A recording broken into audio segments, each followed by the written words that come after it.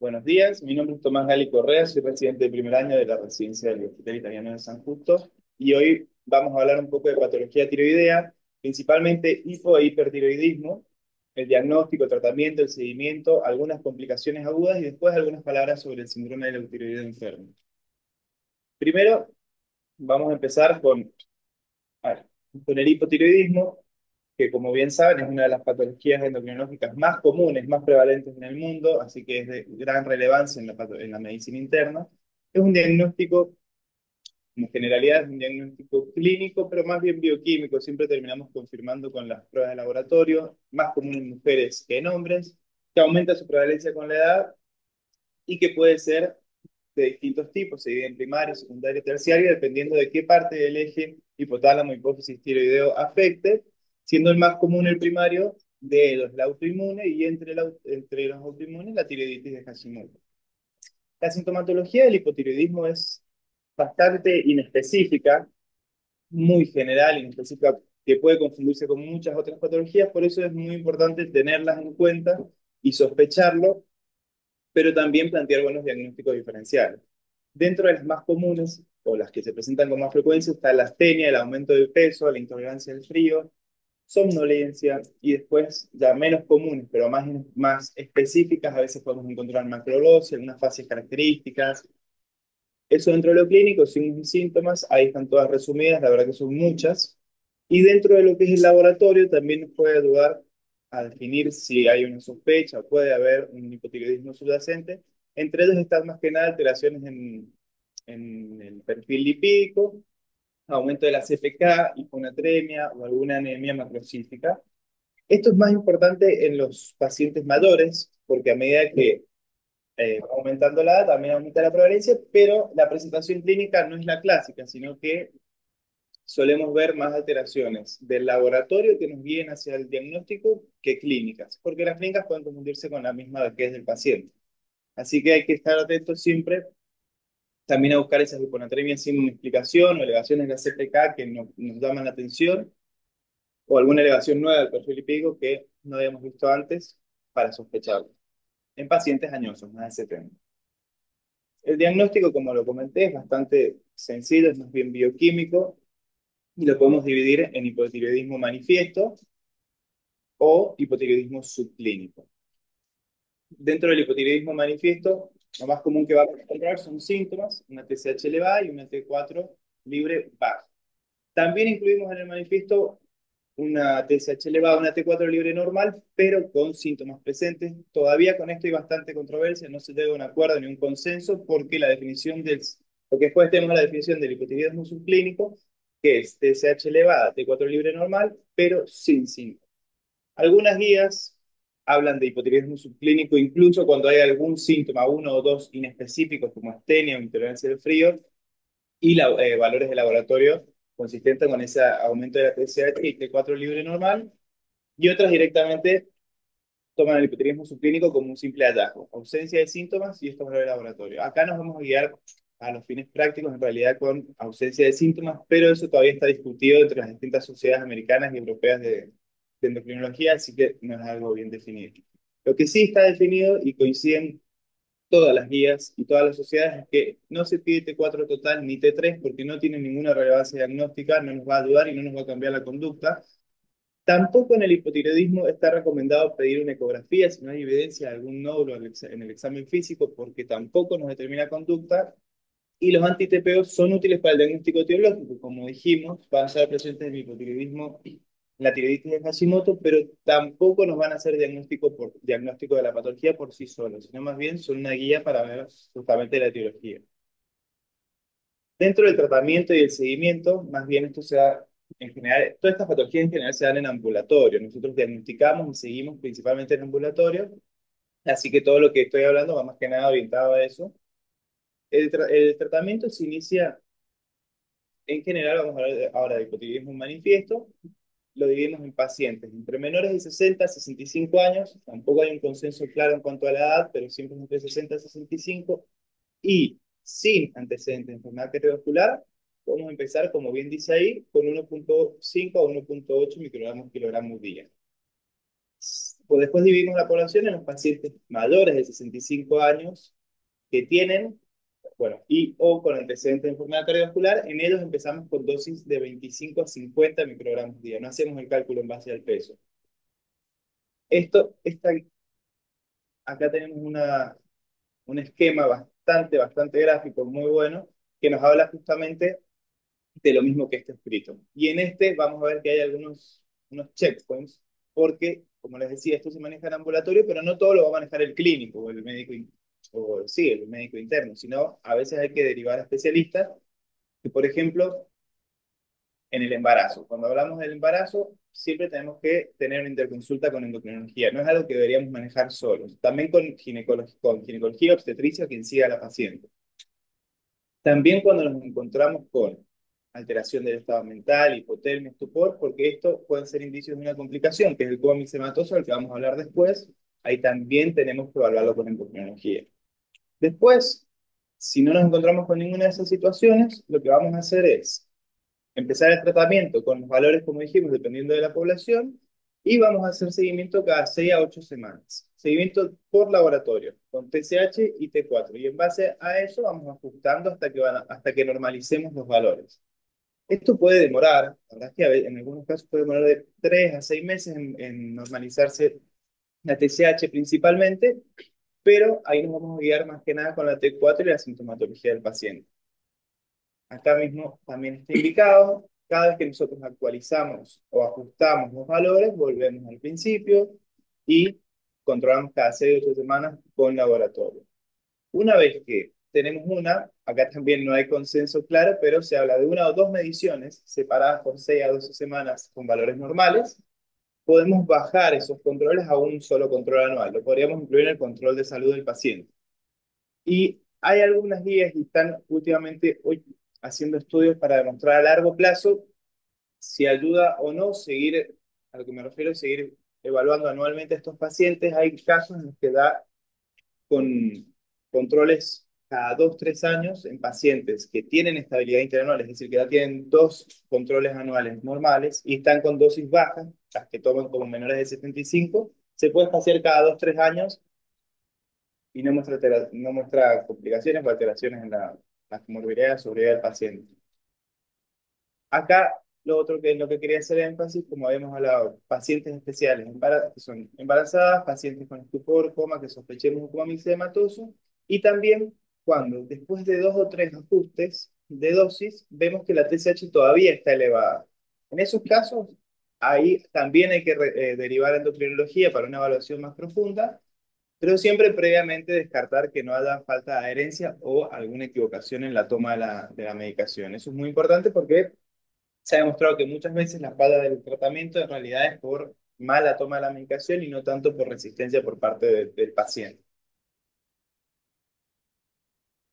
En eso más o menos, como dije, están de acuerdo, las guías son claras, aunque hay alguna que otra diferencia menor, pero cuando hablamos del tratamiento del hipotiroidismo subclínico, que como vieron no lo nombré ahí, o del screening del hipotiroidismo, ahí es donde hay más controversia y no se llega a un acuerdo, principalmente por falta de estudios suficientemente confiables y concluyentes como para sugerir o no una u otra conducta, pero por eso ahí es donde entra más discusión y vamos a hablar un poco de eso.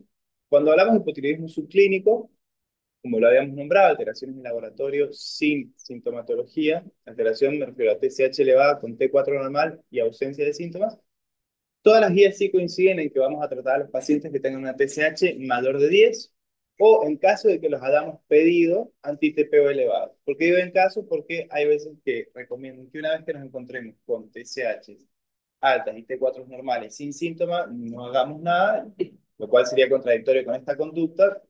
Y lo otro que se hace es que en general cuando encontramos esa TSH elevada, T4 normal, se piden anti-TPO porque acá sí nos dividiría las aguas en este caso en cuanto a si tratamos o no tratamos al paciente con hipotiroidismo subclínico.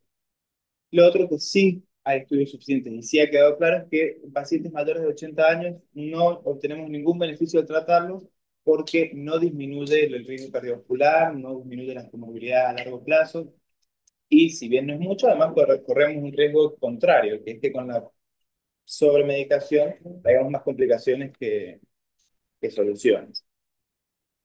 La controversia más grande llega a la hora de ver qué, qué hipotiroidismos fuera de esas dos situaciones vamos a tratar, cuáles no. La verdad que hay metaanálisis, hay estudios, hay guías que se contradicen, hay muchísima información acerca de esto, pero ningún resultado que sea concluyente acerca de si se trata o no de manera general hipotiroidismo subclínico. Más que nada, lo que no terminan de definir es si a largo plazo esto trae o no algún beneficio, que es justamente la causa por la cual tomaríamos esta conducta. En general, hay dos ramas, que una dice no tratar a ningún hipotiroidismo subclínico fuera de las dos situaciones anteriores y solo hacer control anual si tiene factores de riesgo, que ahí los vamos a ver, o cada 2 o 3 años si no los tiene. Y en otros casos, otras guías hablan de tratar a pacientes con antecedentes de hipotiroidismo que ya estuvieron tratamiento y normalizaron, pero que ahora tienen TSH mayores de 5, pacientes con antecedentes de diabetes tipo 1 o algunas otras alteraciones inmunológicas, pacientes con antecedentes cardiovasculares como un infarto agudo involuntario o una insuficiencia cardíaca. En estos casos, ¿por qué se hace la diferencia? Porque algunas guías toman algunos estudios que mostraron que había beneficio y algunos toman otros que muestran que no se encontró ningún beneficio tratando a estos pacientes de manera precoz, digamos, porque la idea de esto justamente es tratarlo antes de que se presenten los síntomas. Y eso va de la mano con el screening del hipotiroidismo en la población adulta no embarazada, que también es un tema controversial, pero que tenemos algunas asociaciones que ya se han definido por una conducta, como por ejemplo la Academia Americana de Medicina de Familia, que no recomienda el screening de adultos asintomáticos porque no ha demostrado que el tratamiento precoz tenga algún impacto en las morbilidades de seguridad o en el desarrollo de complicaciones con el hipotiroidismo. Es decir, cuando lo encontramos ya asintomático, pero de manera precoz, es lo mismo que encontrarlo asintomático haciendo un screening. Por otro lado, la Asociación Americana de Tiroides y de Endocrinología recomiendan el cribado general si tienen factores de riesgo, los que habíamos hablado, antecedentes de diabetes mellitus o en este caso de radiación, de medicamentos que afecten la síntesis tiroidea, de una tiroidectomía parcial y considerar los mayores de 60. Esto, más o menos en base a lo que venimos viendo, no sería lo mejor porque la verdad que vimos que no tiene mucho impacto en la seguridad del paciente, pero bueno, esto dicen estas asociaciones. Y por otro lado, hay otras que directamente no tienen, dicen que la información actual no es suficiente para poder definir si el beneficio o el daño se realizaría con este screening. ¿Por qué? Porque faltan estudios completos y concluyentes acerca de si esta conducta nos va a traer algún beneficio o no. En cuanto a poblaciones especiales, no es tanto del tema de la medicina interna, el tema de los embarazos, embarazadas asintomáticas, también hay cierta controversia en el screening. Y después, como dijimos, en mayores de 80, 85 años, no, porque no nos va a traer ningún beneficio. Y en pacientes críticos tampoco, eso lo vamos a ver también, lo vamos a hablar un poco con el síndrome de tiroides enfermo, pero tampoco habría un beneficio claro de hacer un screening. Eso es más o menos lo que se ha hablado, o un pequeño resumen de el hipotiroidismo actualmente, de cómo se está tratando. Y después, por otro lado, tenemos al hipertiroidismo, también es la parte contraria, un diagnóstico bioquímico y clínico. En este caso, también las mujeres lo presentan con más frecuencia que los hombres, pero encontramos que el grupo etario es entre 20 a 50 años. También podemos dividirlo según el nivel del eje que está afectado. Nuevamente, lo más común es que sea primario autoinmune, en este caso la enfermedad de Graves, pero en el hipertiroidismo a veces es más sencillo diagnosticarlo, podría decirse, porque los síntomas, si bien pueden ser inespecíficos o no, suelen ser más floridos. Solemos ver a pacientes que si bien vienen de manera progresiva con esta sintomatología, encontramos signos claros, nos refieren síntomas claros, nerviosismo, taquicardia, sudoración, piel caliente, pérdida de peso, intolerancia al calor, como son inespecíficos, pero suelen presentarse más de uno a la par, cosa que en el hipotiroidismo a veces se presenta solo intolerancia al frío y no nos alcanza como para sospecharlo. En estos pacientes, nuevamente, hay que prestar especial atención a las poblaciones mayores, porque ellos presentan algo que se llama tirotoxicosis hepática, en general no suelen tener sintomatología, digamos, de excitación, de nerviosismo, esto, sino más bien síntomas cardiorrespiratorios, disnea, fibrilaciones auriculares de nuevo. Entonces puede pasar más desapercibido y puede, a su libre evolución, traer complicaciones bastante importantes que vamos a ver después. Nuevamente, el diagnóstico en este caso es, como dije, clínica y bioquímica. Se pide siempre la TSH, tanto en hipo en hipertiroidismo, únicamente TSH, y en caso de que nos dé alterada, en este caso baja, vamos a pedir T4 y T3. A diferencia en el hipotiroidismo, acá sí nos es de utilidad conocer los valores séricos de la T3, y después vamos a ver que cuando tengamos el diagnóstico, acá hay un cuadrito que vamos a explicar, podemos hacer estudios etiológicos simplemente para terminar de cerrar bien el cuadro. Cuando pedimos la TSH en el hipertiroidismo, por definición tiene que estar baja, y nos pasa lo mismo que con el hipotiroidismo, que podemos tenerlo manifiesto, es decir, con síntomas de una T4, en este caso alta y T3 alta, subclínico, donde las hormonas tiroideas T4 y T3 están normales, pero hay un descenso de la TSH, o acá hacen una diferencia que es cuando la T4 está normal y la T3 elevada, o viceversa.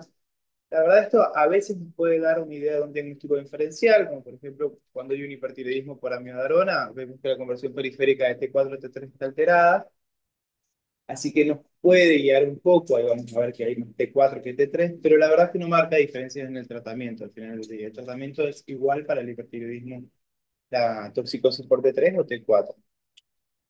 Como dije, después de eso vendrían estudios etiológicos, más general los anticuerpos, los TRAB, gamografías tiroideas o ecografías tiroideas. En estos casos, el 50 al 80% del hipertiroidismo es por Graves, como dije, y la verdad es que cuando hay clínica evidente, una oftalmopatía nueva y el bocio difuso, esa triada ya nos hace diagnóstico. Hay casos en los que no es necesario pedir ni anticuerpos ni nada porque el diagnóstico ya está. Si puede haber dudas, si queremos confirmar, pedimos los anticuerpos que son muy específicos, tienen 99% de especificidad, 97% de sensibilidad, pero que sea negativo no nos descarta igualmente el diagnóstico, si es positivo no nos confirma. Y como complemento también pedimos estudios de imágenes para diferenciar el Graves de las otras dos causas más comunes en general con alteración de la glándula, que son el bocio multinodular tóxico y el adenoma tóxico. Que en estos casos vamos a ver en Graves justamente un bocio difuso, en el bocio multinodular tóxico vamos a ver hipercaptación nodular en distintos lugares, y el adenoma tóxico vamos a ver un solo nódulo funcionando.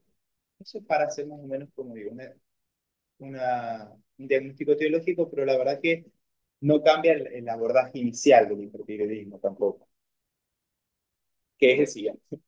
En casos severos, que nosotros definimos como severos en base a la sintomatología, en estos casos la verdad tampoco hay una...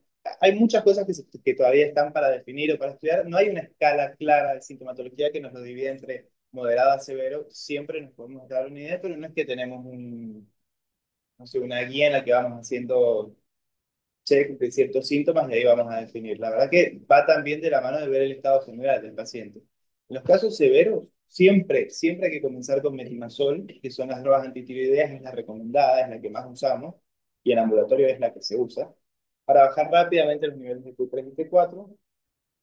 En casos moderados, donde hay bocio, también el metimazol siempre es de elección, pero ahí podemos usar el yodo radioactivo si queremos, desde un principio, buscar un tratamiento más definitivo. Digo más definitivo porque no siempre es definitivo, a veces hay que repetirlo, pero sí es más a largo plazo y no nos corre tanto la sintomatología del paciente como para tener que actuar inmediatamente y bajar ya los niveles. Igual, en los casos muy urgentes, donde el bocio es muy grande, se recomienda directamente cirugía.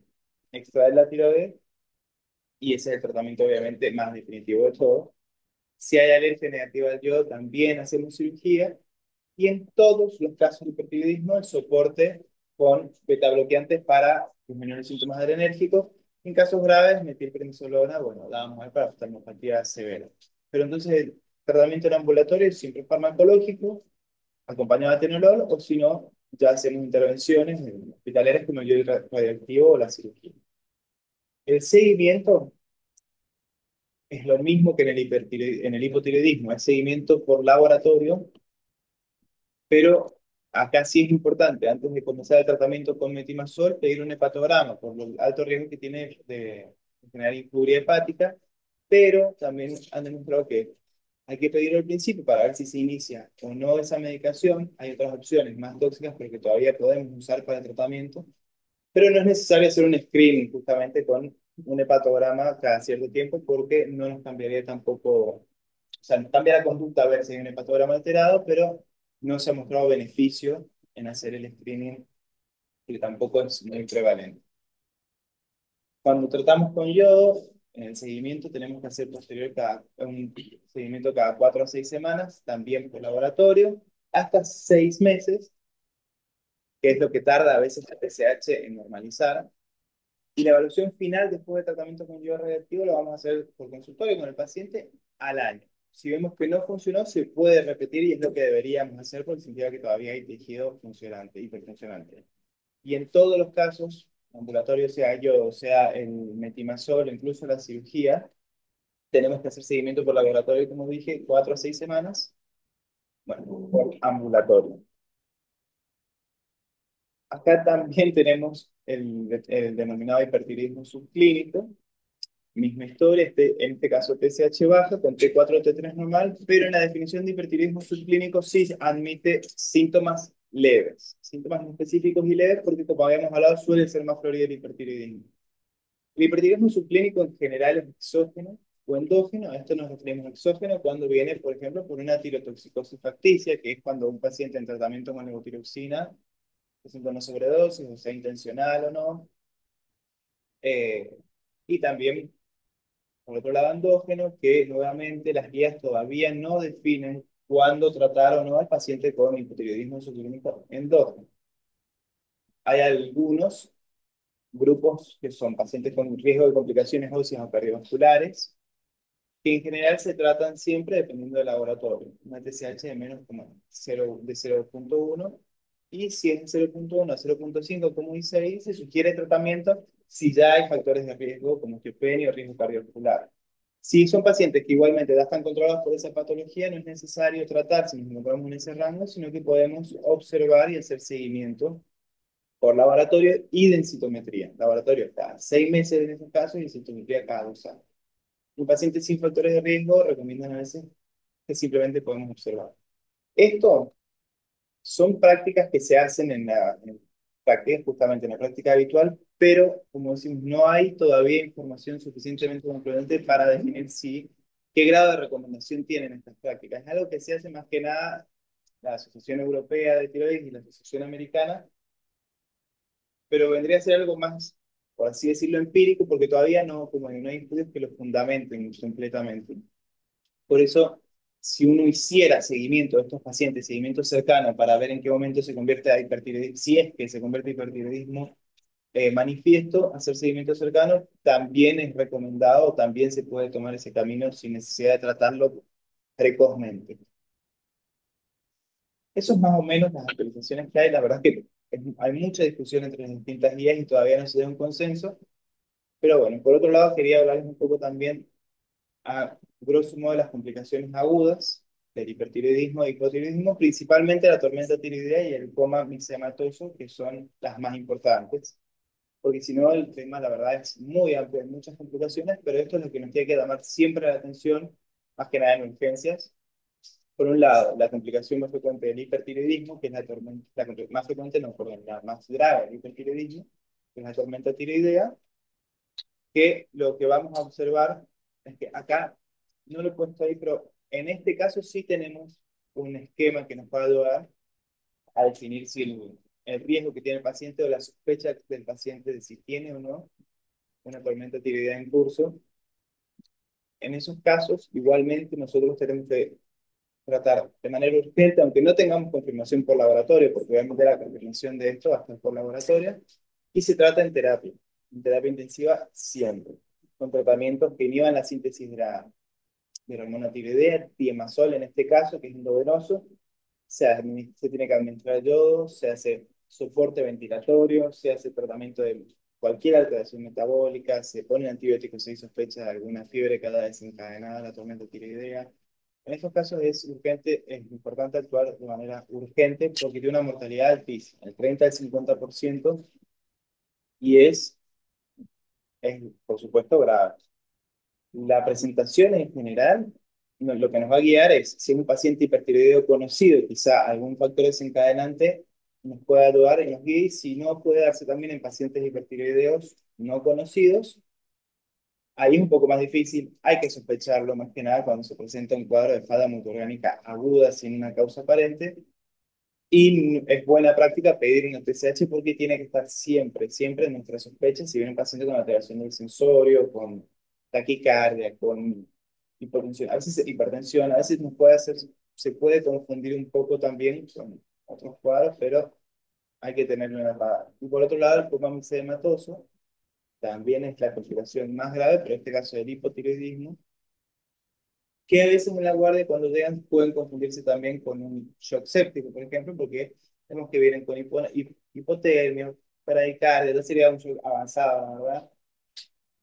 Pero hay que tenerlo en cuenta cuando vienen pacientes con alteración del sensorio, pacientes hipotiroideos conocidos o no, porque también este tratamiento urgente tienen que ingresar a la terapia intensiva incluso antes de confirmar el laboratorio y tiene que tratarse como un experto con soporte y con oxigenoterapia, manejar el tratamiento de la hipoglucemia, las alteraciones metabólicas y levotiroxina, en este caso endovenosa subcutánea, con todo un esquema que hay que usar en la terapia intensiva en cuanto a dosis y tiempo que pasa entre una y otra dosis. Eso es exclusivo también del terapista y es un esquema bastante, bastante extenso, por eso no tiene mucho sentido abarcarlo ahora.